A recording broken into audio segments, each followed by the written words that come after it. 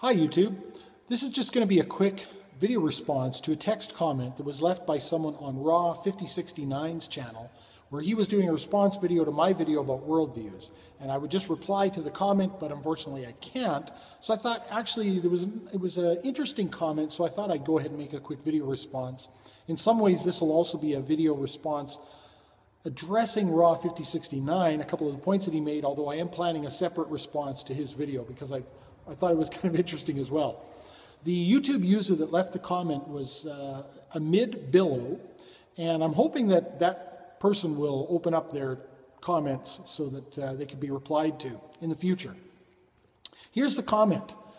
There's not just the Bible as a burden of proof or a leap of faith. There's personal revelation. There's prayer where you get answers. There's communal truth. Of course, it's critiqued by the Bible as a framework. The Ten Commandments, the saying of Jesus, to make sure you're not being deceived. But since it's personal, it's more likely to be a directive to show you where God would like you to go. I can understand Capricious Black Box's doubts. He explains it well. But, I think it's the search for certainty. You're never going to get that. You don't get that in life. What you get is acceptance. You accept God's truth and make a pact. And that's the commitment. The alternative is to be a vacillator or worse, and you'll never reach enlightenment or heaven, i.e. to be near God like that. That's asking to be rejected, and you will be. When you jump on a bike for the first time, you may be wobbly. You may fall off, but you get back on because you know, in quotes, it will carry you forward with practice. Why would you have doubts once you've mastered it? That too capricious. So I find that interesting. This is also sort of going to be a general comment in reply to raw5069, where he said that I was speaking out of both sides of my mouth, where I said I was not an atheist, and then I went on to all these other atheistic claims. If you listen to my video again, Raw, you'll find that I said I didn't often self-identify as an atheist. That's a little bit different. Now, maybe I wasn't clear enough, but the reason I didn't self-identify as an atheist before I came to YouTube and the label sort of became necessary to at least somehow classify myself is because I grew up without any religiosity for the good first 15 years of my life for sure, but even 20 years, even beyond, I really didn't have that much exposure to religion. It wasn't a part of my life. And so it feels rather redundant to me to actually sort of say it out loud. To me, it feels just very natural to be a-religious, I guess. And so that's why I didn't self-identify as an atheist. It just feels very strange to me to sort of say, oh, and by the way, I don't believe in this thing that I never even really fully conceptualized for a good portion of the early part of my life. It just feels very unnatural to me. And so that goes towards any notions of knowing that God exists. You could say if everyone receives general revelation just by creation, if you were going to say that, I was immersed in the general revelation. As a kid, I was always out in the bush. I was always going down to the creek, hiking up to the river, hiking up the mountain to a waterfall. I was outside all the time. I was immersed in general revelation, if you're going to call it that. Never once did I sort of feel like there was an overarching entity that created it all, or that I was being watched or monitored by another being, by a creator God, or anything like that. Never once. It all felt very natural. I was very communal with nature, but I never really felt like there was anything more to it than what I could see. And so the bicycle analogy, you know, that I know this bike will get me somewhere, but it'll be wobbly at first. The analogy falls apart for me because to me, I don't even see a bicycle. You're describing a bicycle and you're telling me what it can do, and you're making claims about what this bicycle can accomplish, but I don't really see a bicycle. It's not as though, you know, normally if we learn to ride a bicycle, first of all, we see people ride bicycles all over the place. We have that example for us to follow. This bicycle is kind of fuzzy and may or may not actually exist. Maybe the bicycle you're describing actually isn't functional for all I know. And so the bicycle analogy doesn't really work for me. And I understand, obviously it's difficult for you to express to me how you feel and what you mean, and it's very difficult for me to express to you. It's sort of like as a parent sometimes we wish we could take our heads off and plunk them down on our kids' shoulders so they could understand things from our perspective. And I don't even mean that in a negative way. There's many times I'm trying to be supportive to my daughter and wish that, when she was 15, that she could see how things are going to look to her when she's 25 and understand that her fretting and worrying aren't necessary.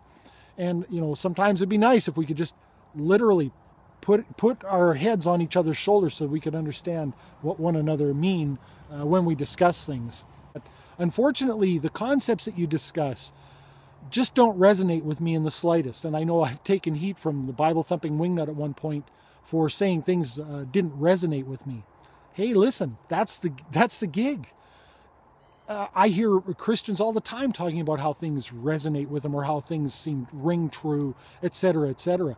It doesn't resonate with me, and I can't accept something that doesn't resonate with me on that level. Both Raw and this other commenter had mentioned my migraines, and I just wanted to say to Raw, I appreciate your concern about my migraines. They're not quite as frequent. They're more frequent than they used to be, but they're not quite as frequent as you seem to possibly think. And so I appreciate your concern, though, is the point I wanted to make there. It was about 2.5 months in between my last couple of migraines. That's actually a lot more frequent than I'm used to, but it's still not like I'm concerned at any given day that I'm having a migraine. The other commenter had commented on my channel as well and talked about the migraines and suggested blood thinners and things like that. And that's actually something I'm going to be looking into, because my dad did pass away from a pulmonary saddle embolism, basically a blood clot. And I found out that my aunt has a genetic predisposition to certain type of clotting. And I'm not sure what it even is. This sort of deep vein thrombosis, they call it. And so I think you may be onto something. It's possible that I may be getting sort of mini clots that go through. And so I am going to be at my next doctor's checkup getting checked for this genetic factor to see if I carry the same gene as my aunt, and then also just to inquire a little further about these blood clots. It's kind of frustrating too, because I've talked to my GP over the years about my migraines, and I've never had any suggestions that felt reasonable to me along those lines. Finally, the one thing I wanted to say too to raw5069, he'd made mention of maybe Jesus Christ or God could cure me of my migraines. And I find this fascinating. The amount of times that I hear this idea of prayer or asking to be healed as a potential. And Raw, I'll just say to you, what's taken place with me every time I've ever had someone suggest that I could ask to be healed of something. Recently, Ozzy had talked about what would convince him that God exists. And he talked about, celestial events that everybody could witness, or some sort of a programming that we would all get, a vision that we would all get. And people have asked me that before, and I said, well, if I were to ask for God to cure me of my floaters, and it happened sort of all at once, that'd probably do it. I've mentioned before I've got these floaters in my vision, and they're quite numerous. They started off, it was like one little spot that I could see, and I could chase it around if I looked around. And now I've got this just floating sea of junk in my eyes. And to look at a snow-covered field is really frustrating, because that's when it all shows up. Sometimes when I'm watching TV, it can be frustrating because the spot will land right on someone's face, and then I can't focus properly on them, and it's quite annoying. And over time, they've slowly gotten worse. They seem to have leveled off, but it's still just a floating sea of junk. And so people will ask me, what would it take? And I'll say, well, if I asked for that to happen, and in humility, I'm not talking about being a jackass or anything, but in all humility, say, listen, I would take that as a sign. If it just diminished slowly over time or something, no. But if it happened like that, that's pretty serious. That's a pretty serious event. And what I always find when people do that is they start to back away from the claim. And I suspect that's what raw5069 might do as well. Suddenly, you're making the claim, but then, well, it's out of your hands. It's not something you can do. It's not something that may even happen and whatever. And I just find that's to me, if it's going to be that way, if you're going to back away from the claim, then I don't think you should make the claim or even make the suggestion. I think that's sort of playing with people a little bit. And I don't think I don't think you're going to be able to point to too many incidences where it's been proven that prayer or asking for healing has actually produced testable results, right? So I think that's something that maybe you didn't even mean it all that seriously, and if that's the case, I'm okay with that, but I would be careful about that. The same commenter, and now I've forgotten his username since the beginning of this video, I apologize, had mentioned on his comment on raw5069's channel that the world, the universe is the way it is because it's the only way we could have free choice. And I have to take a little bit of issue with that because, again, getting back to this bicycle analogy, I don't think it's a free choice if somebody says, hey, listen, I know you see what you think is a red wagon and you're choosing this red wagon, but we've got this concept of a bicycle and that's really what you should choose, and it's going to get you places better, and it's better exercise, and you'll be able to go faster, and the red wagon's actually just going to explode anyway, but you can't see the bike. It's very fuzzy, and we're just going to tell you about it, and even go further and say, you know the bike exists when you're sitting there thinking, I don't know the bike exists. That's not a free choice. The point, that's a terrible analogy, but I'm trying to say, to me, that's not a free choice. If somebody says, listen, door number 1, door number 2, take your choice. And door number 1 is sort of what you already know, what you can empirically test, what you've experienced your entire life. The doors open a crack and you can see it. And the other door is closed, padlocked, and it's got this fuzzy, vague picture of heaven on it.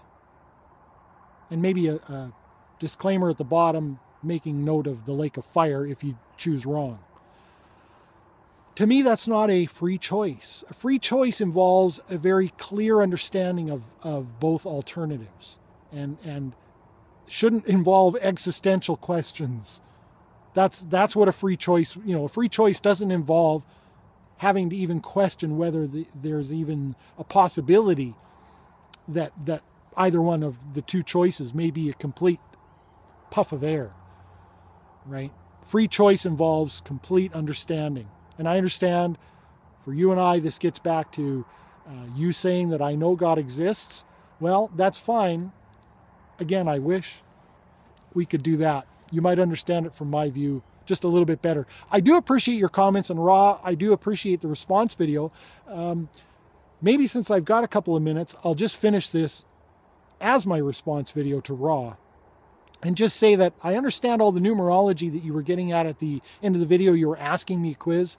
I don't have a lot of time to do research and whatnot, so if you want to cut to the chase, that'd be cool. I think you were probably alluding to a 7-day creation, I'm guessing.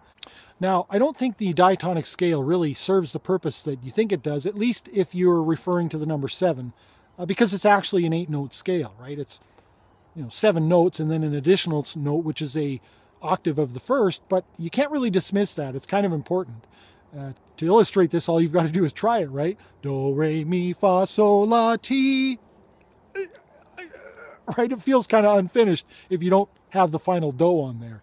And I'm not sure if this is what you were getting at. I didn't take the time to research the Chinese week, but I kind of assume you were referencing a 7-day creation. Either way, the numerology thing isn't really compelling to me, and I don't think it probably is to you either. I think if I was a secular numerologist approaching you making all kinds of claims, you'd probably dismiss it as hogwash.